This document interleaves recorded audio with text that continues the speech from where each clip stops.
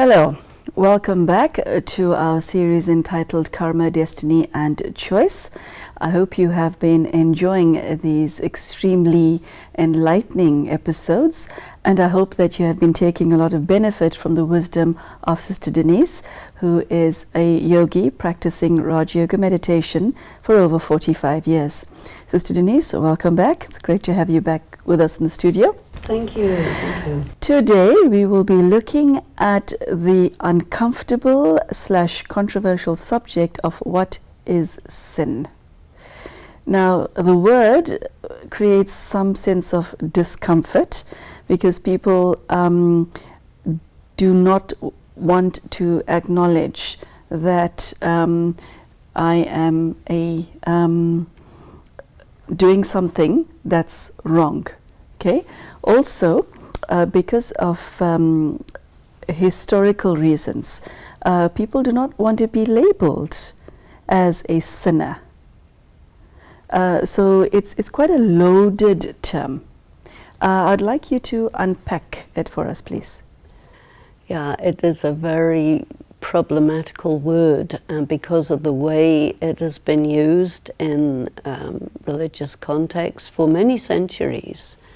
And it has been used as a way to demean people and make them feel bad and to induce feelings of guilt and many other very negative feelings which actually strongly disempower a person. And then there's the matter of confession and doing penance and. But looking at the word just in a neutral way,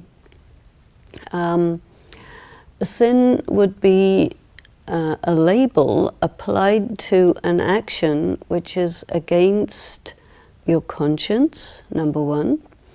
And number two, against the directions of God. Number three, it would be something that causes harm to yourself or another person or the environment. And if we look at it like that, I think it takes off some of the load of it because it's very helpful for us to look at it in a neutral way. In terms of the philosophy of karma, it is said that any act is a karma.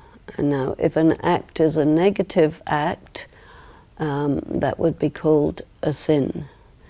If an act is a positive act, it will be called, and there's a word in Hindi for that, which is punya.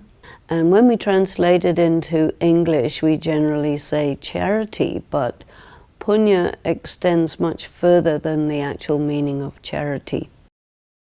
So I prefer to stick with the Hindi word. I think we can learn this word, punya, which means an act which is very positive because it causes the circumstances to be favorable. So it may not be an act of charity. For example, someone who meditates really well, that act of meditating, you're not doing anything visibly, but you're creating an atmosphere. This would be called punya, a very powerful positive karma. And you need to clock up a lot of positive karma because karma is like a bank balance. And when you do sin, that means negative karma, you go in loss. And when you do punya, positive karma, you go in profit. When we begin our spiritual practice, because of the nature of the historicity of it, we start with a load of negative karma that we cannot calculate.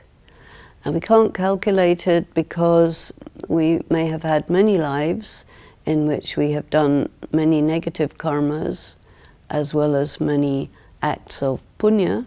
And so we don't know. We don't know the balance or the debit. But we know in a general way that it's pretty much in debit. And the way we can get a sense of it is to just see what sort of things life brings to us. What comes to mind as you speak is that every single person watching you right now has their own definition of what is right and what is wrong. How does one measure your own value system as against God's system? First of all, I think it's not completely true that everyone has their own idea of right and wrong. There are variations, but I think that most people will create a personal ethical policy that is a combination of their religious background, which plays a very substantial role, how they were raised in their families, which plays a very substantial role there, how their schooling impacted their sense of right and wrong, and then their relationship with their conscience. So the combination of these four considerations will determine a person's sense of right and wrong, so that when people are of a similar educational, social, and religious background, their sense of right and wrong is very, very similar. Once you move to a different culture, a different religion, a different educational background, a different social medium, it's very different. So that these factors actually influence your sense of right and wrong much more than people realize. I'd just like to unpack the word sin a little bit more. Yeah, go ahead. Because you also asked how it compares with the instructions of God. And all the religions, anyway, they have various descriptions of what the instructions of God are. And all of these descriptions are created by either the founders of those religions, or those who were close collaborators, or those who played a major role in the theology of that religion over subsequent centuries. But from the angle of God, who is giving us the details of the philosophy of karma, he would say that a positive karma comes from what he calls soul consciousness. So the original characteristics of a soul are purity, peace, power, love, bliss. So when you are acting from purity, from peace, from love, that will be a pure action. But it has to be spiritual love. If your love is mixed with attachment or dependency, then that would not be a pure karma. So you have to really look at the details of what you mean by love. A negative karma would be a karma that harms another person. It's very good to have what I call enlightened self-interest. That means you do action which is very good for you. But if it's at the expense of other people, then it becomes a sin. In the Christian terminology, they speak about sins of commission and sins of omission. A sin of commission is where you do what you're not supposed to do, and the sin of omission is when you do not do what you are supposed to do. So being delinquent in terms of your duty and your responsibilities, that would also be a sin. And if you understand, it's like an agreement, a social agreement within your society, what is required and what is considered good.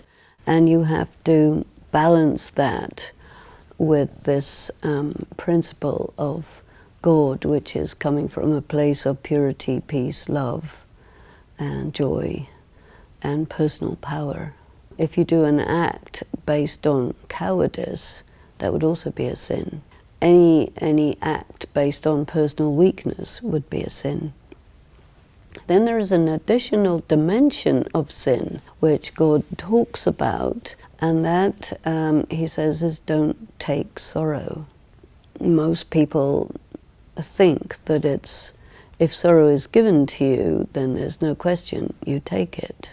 Even though we do have this expression, don't take it personally, which is equivalent to that, but it's quite lightweight in comparison with the depth of the instruction that Whatever negative is sent in your direction, it is absolutely optional for you to take it on. Yeah. How does one pull that off? Because I know very few people who can do that. I know very few who are aware of that, point number one. And secondly, I know very few who can pull that off, because most of us do not have such a filter. Exactly. And because the religions in general don't talk about not taking sorrow, it's a new practice or a new habit that needs to be cultivated within oneself in one's spiritual practice. People already know don't do bad things. They also know do what you have to do. That we already have it more or less, intellectually at least. We do it. But nobody has created, as you rightly say, the internal equipment for not taking sorrow. So we need to look at it in depth. The first thing is, when you meditate, you're drawing energy from God. And that energy, which is also called power, takes the form of particular capacities to manage negativity which is sent in your way, such that you neutralize it, you don't take it in, you manage it so that it is not a problem. Another thing is you have to learn to be fast, because when something negative comes your way, it's instant. And because you have no defense, it goes right in, and it goes in deep. Another aspect is that you have been taking sorrow for your whole life, time to time, and maybe for many lives you have been taking sorrow. So there is a very deep sanskara of taking sorrow. So to neutralize that sanskara is another piece of work. There is the law of karma. There's bad karma, which is sin, and then there's good karma. Is there an onus on somebody who is spiritually minded and who wants to ameliorate the quality of their lives to stop performing sin? Oh, there definitely is an onus on such a person. Okay, so is there a rule book somewhere as to what actions and words and thoughts are sinful and what's not? I don't think it's useful to have a list like that. It's better, in my opinion, to really refine and activate your conscience, because this is a natural instrument within your consciousness that will tell you immediately if something's right or wrong. Because the soul, and when you're soul conscious, you're very sensitive to this, but the soul is inclined towards doing right action. Define soul consciousness now in this context. What do you mean by it? Soul consciousness in the context of karma means that you are very connected with your essential characteristics of purity, inner power, peace, love, and joy or bliss.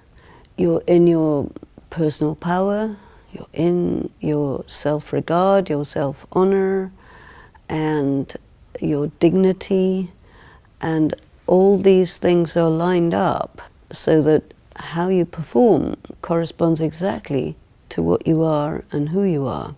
In contrast to that, what we call body consciousness is when you are sort of existing on the surface of your body and beyond. You're not connected with the inner dimension at all. You are completely under the influence of sense perceptions, which rule your preferences, your likes and dislikes. And so you get pulled by sense perception and objects of sense perception and desires. So this will make you perform action based on desire. The other aspect is that when you're body conscious, it's also a sign of being spiritually very depleted. You're weak and you will act in a weak way. And then you will perform negative karma, which you will not agree is negative because there's ego, and ego translates as I am right, everybody else is wrong. And so this is body consciousness. Our default position is in fact body conscious. So when a person decides, okay, I'm going to develop my spirituality, I'm going to engage in spiritual practice, again and again and again, the person has to become soul conscious, because you revert to the default position very easily and very quickly. So you have to notice, am I soul conscious, am I body conscious? And just the act of noticing is already a pure karma, because you're monitoring yourself, you're taking care what is your condition in the inside. From a very practical perspective, we live in the material world. Madonna's song comes to mind right now. I'm a material girl living in a material world. We have needs, we have wants, people have dreams and ambitions. I like this type of food, I do not like this type of food. I want to be married to this person, I do not like this person. How does one balance not being a sinful person with living in the real world and being happy? I don't think the point of spirituality is, oh my God, I'm about to do something, is it a sin? That can't possibly be the point of this exercise, could it? How does one be and function? Actually, it's very easy. Says you. No. Are you going to damage somebody? Oof. This is your criteria. So the bar is that high. If you decide you're going to do something and you check, if I do this, will it damage someone? Then it's a good idea to not do it, because that will be a negative karma. Fulfilling my needs is not going to damage anyone. Liking this food or that food, it might damage me if it's not good for my medical condition. Do you want something because it's good for you? It corresponds to what your body needs? Or are you disconnected from your body to the point that you just want something because it tastes good, even though you know it's going to damage you, you see? So will you damage yourself? Will you damage another person? Will you damage the environment? And if you will, it'll be a negative karma. So if you have an ambition, which is very good for you and is very good for the rest of the world, what's wrong with that? So just check and see if you're going to do damage with this. In previous episodes, I heard you refer to the Gita a lot, and you use the word Srimad Bhagavad Gita. How does that term fit into the understanding of what is sin and what's not, and how we should conduct ourselves? Yeah, it's a very important word and concept as well. Along with the word Shrimat, there are two other words that go with it. One is Parmat and one is Manmat. And these are translated in various ways. But the way I think about it is a little different. Shrimat is clearly and historically understood to mean the highest ideas or ideology, and that comes from God. Parmat comes from people. So the prevailing social attitudes which dictate the morality and the views of a society in a general way are created by the elite, usually males, of a particular society. And then their opinions are propagated through the media, through the education system, through the religion, through the culture. And so people pick it up and they go along with it because they're used to it.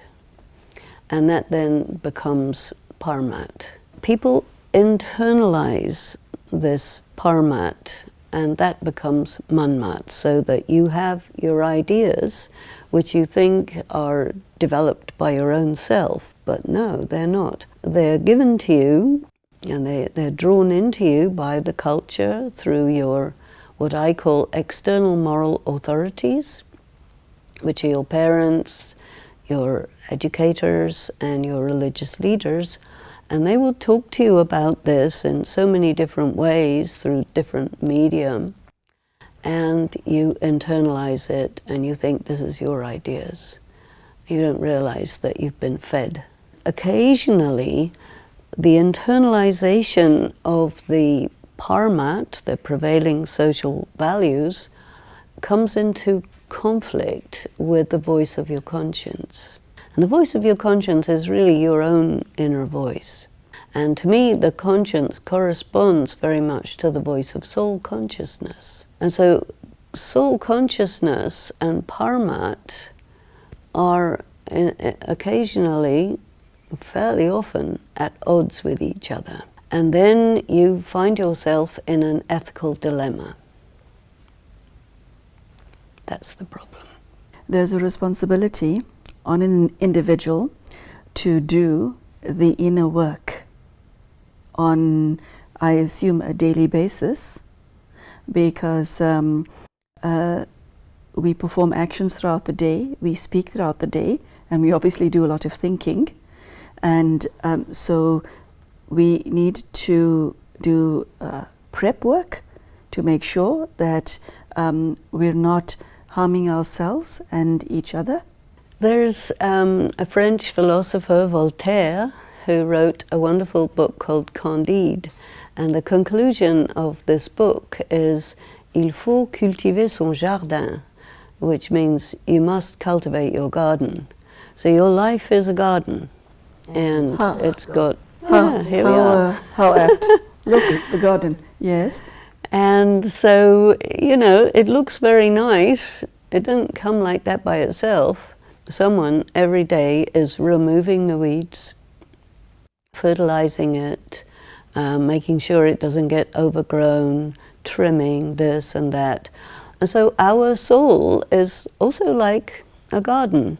And there can be pests, there can be, you know, woodpeckers taking out trees, there can be different kinds of aphids who are eating up all the roses, and so you have to look at it all the time.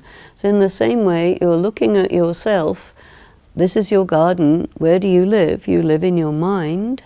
And in your mind is where all your flowers and trees and lawns and birds and butterflies and everything is roaming around. But there are negative things as well that like to come.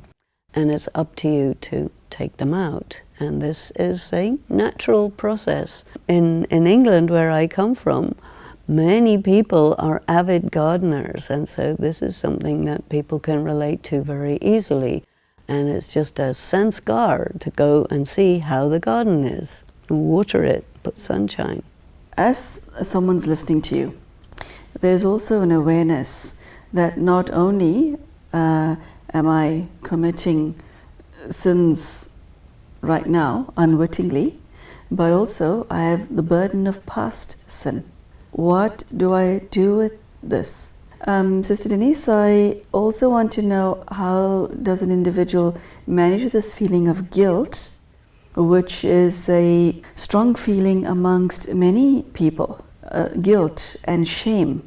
Well, this is another subject which we have to take up. It's a whole episode.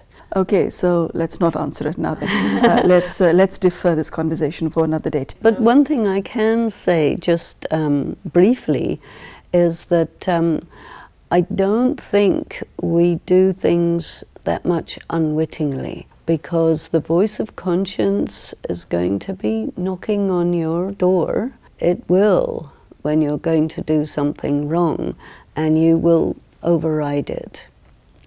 Maybe some people override it unwittingly, but I think most people override it consciously. So the shift is to say, no, it does matter. Listen to that voice. So what you're saying is every thought matters, every word matters, every action matters, every inaction matters. 4 things. Yeah. That's a lot. It's study. It's study. Okay, she says with her smile on her face. Okay, so thank you for joining us today. There you go. What is sin? So, as usual, Sister Denise piques one's interest in what she has to say, but also she asks you to look into your own heart and your own mind, and specifically your own conscience, and ask, what is sin? Are you hurting someone else? I really love that line where she asks, are you damaging someone else? Especially somebody you love. Are you harming someone in any way? And are you harming yourself in any way? I think that's the criteria. So, very important subject for us to dwell on. And I hope you've taken some benefit from today's discussion. Thank you for joining us, and I hope to see you again soon. Take care and goodbye.